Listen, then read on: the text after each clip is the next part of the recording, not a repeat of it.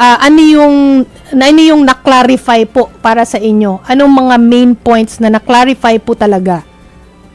Sa akin, number one, na-clarify sa akin yung bigayan ng mga pera. Okay.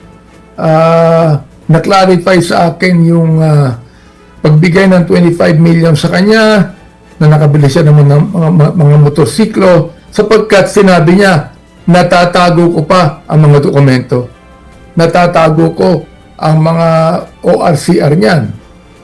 Na-clarify din sa akin yung mga bangko sapagkat nag-take siya ng oath na wini-waive niya ang bank secrecy. So, ibig sabihin nun, talagang i-open ng AMLAC yung mga bangkong yan. O, then, na-clarify sa akin yun. Yeah. Na-clarify din sa akin, Cheryl, yung... Cheeky po, sorry. Na-clarify din po sa akin yung sinabi ng COA na dininay nila ang appeal. Yeah. Vice President. Yung binababalik. Kapagkat ibinabalita sa social media na